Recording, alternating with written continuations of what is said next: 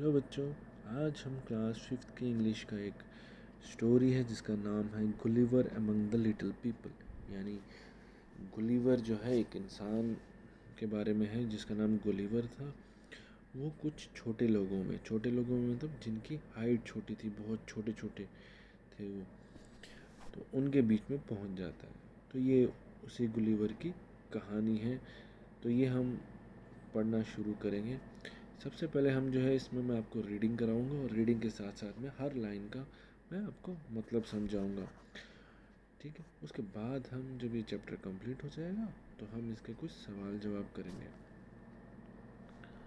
जो आपकी किताब में दिया होगा। तो शुरू करते हैं स्टोरी।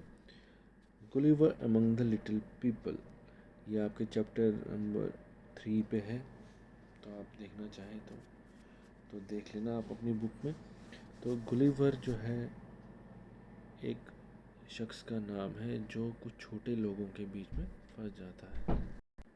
चलो तो फिर रीडिंग शुरू करते हैं। Gulliver travels recounts the story of Lemuel Gulliver, an Englishman trained as a surgeon who narrates the adventures that befall him on his sea voyages. Gulliver travel जो है एक किताब है, ये जो जिसमें से ये एक नाम है, एक शख्स है लेमुल गुलिवर, जो एक अंग्रेज़ था, जो एक सर्जन था। सर्जन क्या हो गया, जो सर्जरी करता है, जो डॉक्टर होता है। तो वो बताता है अपने हैरत अंगेज कारणों में से एक, जिसमें कि उसका जो समुंदर है, उसका जो जहाज़ है वो एक समुंदर में फंस जाता है।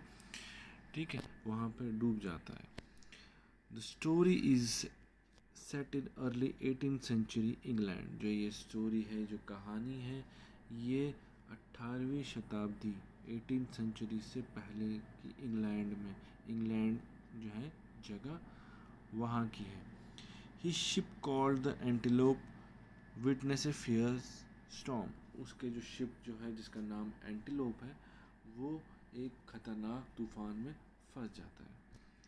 He however swims safely to shore and soon falls asleep.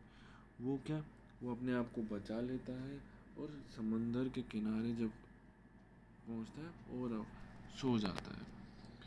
He wakes up to find himself tied to ground with small pieces of thread. वो जब उठता है तो उसे पता चलता है कि उसको छोटे जो धागे हैं उससे बांधा हुआ है ज़मीन में जो गाड़ के, जो मान लो कोई इंसान लेटा हो और उसको ज़मीन में धागों से बांध दिया, तो बहुत सारे धागों से। तो ये स्टोरी है ऊपर से, मतलब क्या हम पढ़ने वाले हैं। तो अब हम एक्चुअल से स्टोरी शुरू करते हैं। तो क्या है, Once a ship called the Antelope was on its way to South Seas. तो एक जहाज़ था जिसका नाम था एंटीलोप, द एंटीलोप उस टाइम पे। तो जो इंग्लैंड के साउथ के तरफ जो समुंदर थे, वहाँ पे वो चल रहा था पानी में। There were 30 sailors in it with a captain and a doctor. उसमें 3 जो है सेलर हो गए जो जहाज़ को चलाते हैं या जहाज़ पे काम करते हैं, वो उसमें थे। और एक कैप्टन था उनका, कैप्टन यानी एक हिसाब से उनका हेड था, जो उनका सुपीरियर था, जो उनका बॉस था, वो था। और एक डॉक्टर था। तो ये सब जो है उस जहाज़ जो था, जो एंटीलोप पानी का जहाज़, हवाई जहाज़ नहीं, पानी का जो जहाज़ होता है, ठीक है, उसमें जा रहे थे। The ship was selling near a rock. जो वो जहाज़ था पानी का, समुद्री जहाज़ था, वो एक चट्टान की तरफ चल रहा था, उसकी तरफ पहुंच रहा था। All of a sudden there was a storm with rain and thunder. अचानक से क्या हुआ, वहाँ पे तूफान आया और बारिश हुई, साथ ही साथ बिजली कड़कने लगी। The sea rode, the wind blew and the waves rose high. जो समुंदर है वो शोर करने लगा, हवा तेज़ी से चलने लगी। और जो वेव्स है, वेव्स किसको बोलते हैं, समुद्री लहरों को। यहाँ पे समुद्री जो लहरें थी वो ऊंची उठने लगी, ऊपर उठने लगेगी। The ship struck the rock and broke into two. जो जहाज था, समुद्री जहाज था, वो एक चट्टान के साथ टकराया और दो हिस्सों में टूट गया। The sailor jumped into the sea. और जो उसमें जो सेलर थे, जो जहाज में 30 सेलर समुद्र वाले में, समुद्री जहाज में, वो उस जहाज से कूद गए। कहाँ पे? समुंदर में। Only one man reach the shore and saved himself. सिर्फ उनमें से एक ही इंसान बचा जो समुंदर के किनारे पे पहुंचा और अपनी जान बचाई। He was the ship's doctor Lemuel Gulliver. और वो कौन था? जहाज का डॉक्टर था, जिसका नाम लैमुल गुलिवर था। Gulliver found himself all alone on an island. Gulliver ने अपने आप को एक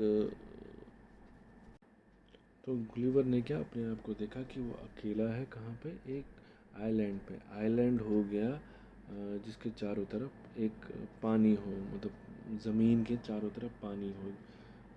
उस आइलैंड को जजीरा भी बोलते हैं, ठीक है।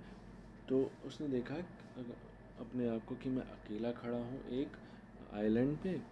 फिर ही left the sea shore and walk for some time across open field. तो उसने क्या किया? उसने उस समुंदर के किनारे को छोड़ दिया। सी शोर का मतलब हो गया किनारा, तो सी शोर का मतलब है समुंदर का किनारा। जैसे दरिया का किनारा होता है, वैसे ही समुंदर का भी किनारा होता है। और वो क्या, कुछ वक्त के लिए चलता रहा, जो खुले खेत थे उनमें चलता रहा। Then he lay down on soft grass. He was very tired and soon fell asleep। तो वो थोड़ी देर तक क्या, तो जो नरम घास है उसके ऊपर लेट गया, और वो काफ़ी थका हुआ था, इसलिए वो जल्द ही सो भी गया, उसे नींद पड़ गई। तो उम्मीद करता हूँ बच्चों आपको यहाँ तक की स्टोरी समझ आई होगी। इसकी आगे की स्टोरी मैं आपको अगले वीडियो में बताऊँगा। थैंक यू बच्चों।